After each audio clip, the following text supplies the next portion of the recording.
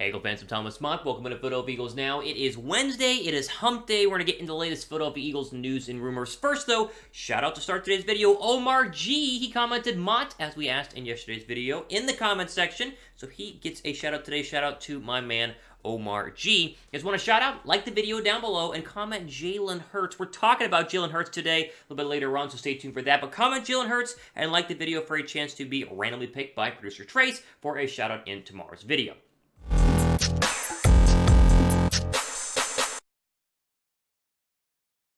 Let's jump in the latest Philadelphia Eagles news and rumors here, as we always do. We're going to get into everything that's going on with your bird, starting with DK Metcalf and the trade speculation. Yes, we're talking about more wide receiver trades. Then, a bold prediction by one of my favorite Eagle blog websites saying this is a Super Bowl caliber team, followed by Pro Football Focus rating the #1 offensive line in the National Football League. Is it Philly? It should be. Is it not? We'll talk about that at the end. All right, let's start with DK Metcalf.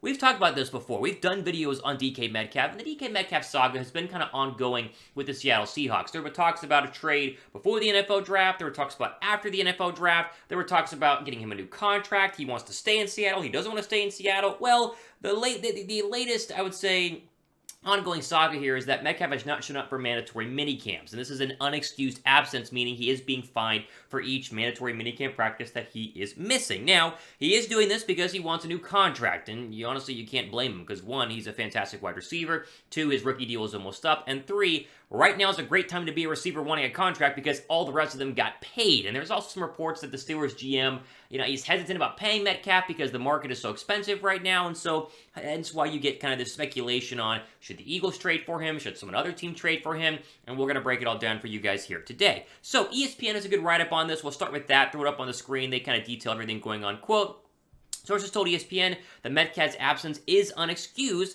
meaning he's subjected to team fines that would total more than $93,000 if he misses all 3 days. 3 days, $93,000, that's a lot. Metcalf is seeking an extension to his rookie contract and also is recovering from surgery for a foot injury he played through for much of last season. His absence from the start of mandatory minicamp makes something of a turn in his approach, as he was present earlier this spring for portions of the team's voluntary off-season program.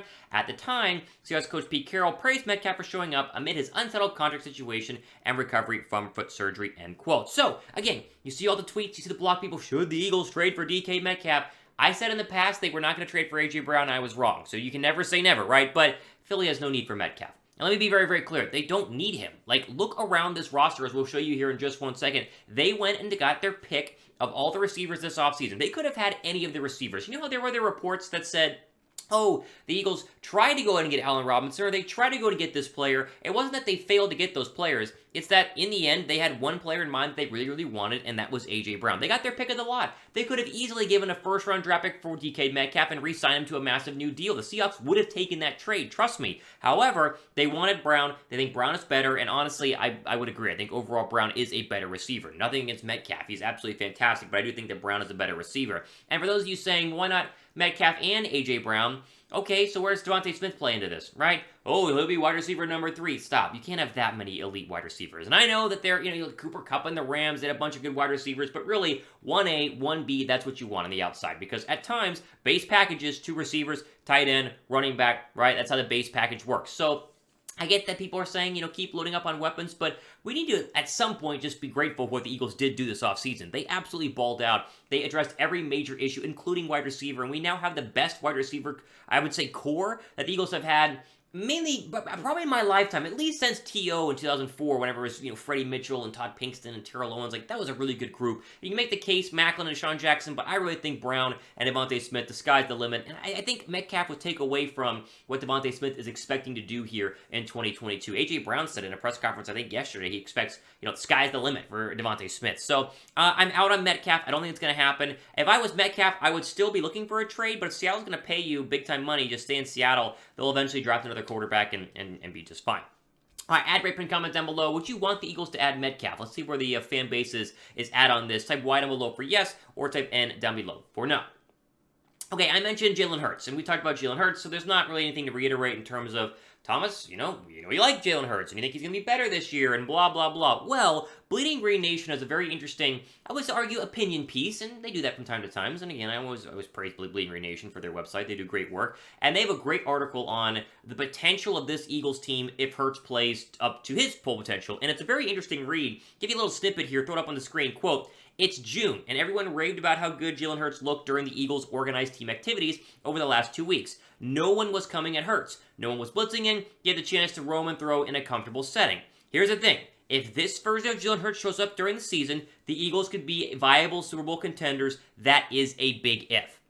So you get the point of this article. This article is saying that Hurts has looked fantastic. It is against nobody. It's against air, and we always say you get a grain of salt. But if that version of Hurts that we've seen this year is the version you get in actual games, this team is going to absolutely ball down. And I can't argue with this. They will be Super Bowl contenders if Hurts plays up to that level, mainly because this roster is better than any roster I've seen in recent Eagle history, and I would argue it's better than the 2017 roster. The 2017 roster had a bunch of injuries. You got to go back to the fact that they were on their backup left tackle in the Super Bowl. That was back when Jason Peters was actually very, very good. This offensive line, as we're going to talk about, way better. Way better than what it was. You make the case the running backs were probably a little bit better back then because you had Blunt and you also had Ajayi. It was a good mixture back in 2017.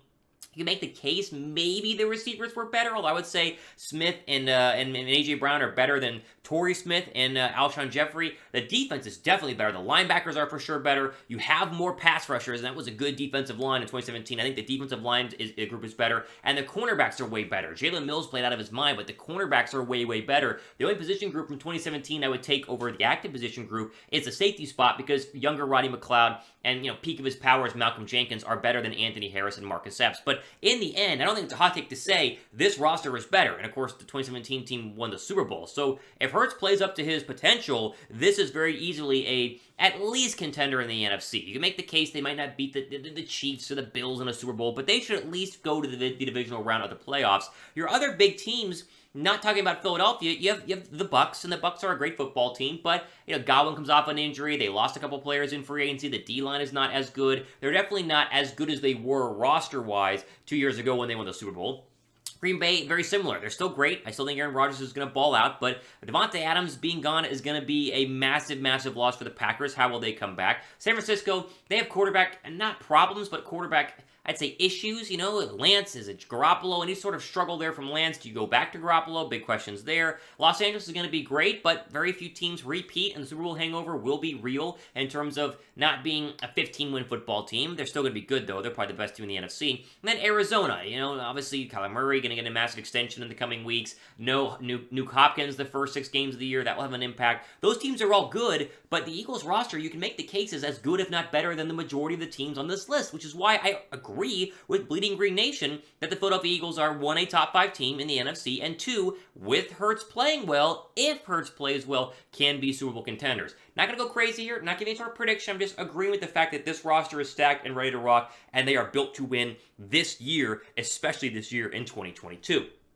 Give me your top 5 teams in the NFC. Where are you guys at? Top 5 teams. I gave mine a couple of weeks ago. Give me your top 5 teams in the NFC right now. And, of course, subscribe down below. More coverage all year long. They make a run to the Super Bowl. We'll cover it here on the channel as the guys at Chat Sports. We always do a great job giving you guys the latest and greatest Eagles news and rumors. So help us grow beyond 30,000 and subscribe.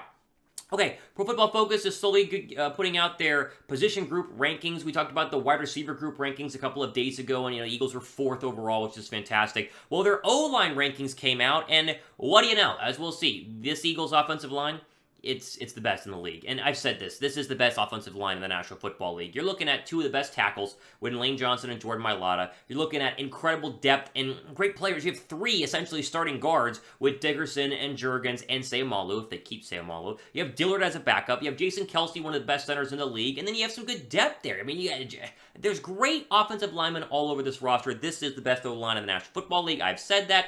And Pro Football Focus echoed it. Look at their top 5. They went Eagles 1. They went Browns 2. Detroit is 3, which was a surprise at first. They look at Detroit, actually pretty good. I think Detroit might be decent this year. Bucks at 4, and Packers rounding out your top 5. And so, once again, 2 straight position groups so far in the rankings where the Eagles are in the top 5. And again, this goes back to this, we just talked about saying, hey, Philadelphia can 100% go to a Super Bowl or at least win some playoff games with this roster. Here's Pro Football Focus on the Eagles' offensive line. A quick read here. Quote, there may not be a single below-average starter along the Eagles' offensive line. Pair that with arguably the best tackle duo in the National Football League, and there's no debate about which team's offensive line belongs to number one heading into 2022. Jordan Mailata's incredible development at left tackle can't be understated. After not playing a single snap in his first 2 NFL seasons, Mailata went from spot starter at left tackle in 2020 to the 3rd highest graded player at the position in the NFL last season, end quote. It's very simple. Philadelphia Eagles, the Eagles will dominate in the trenches this year. Their offensive line and defensive line will be absolutely unstoppable. And you can make the case that even with that, Jalen Hurts can play mediocre and they still play very, very well. Does this add pressure to Hurts' shoulders? Sure. But the fact that you have the best, arguably, at the top 2 most important position groups in the National Football League, D-line and O-line, will bode well and will translate into wins for the Philadelphia Eagles. Okay, we'll end on this. Which is better, the Eagles' O-line or D-line? That's tough. Ooh. Well, I don't know what I'm going to say there. I probably O-line, because you just, you don't know exactly what you're going to get in terms of Jordan Davis, exactly what you're going to get in terms of Milton Williams, but, it's a tough one. Give me your thoughts, though. Which is better, Eagles O-line or Eagles D-line? Okay, ultimate day on our Philadelphia Eagles news and video mailbag happening on Friday, so be sure to subscribe and use the hashtag Eagles down below in the comment section. Give me some good questions. I want to answer them for you. For producer Trace, Thomas Mott signing off. Enjoy the rest of your day.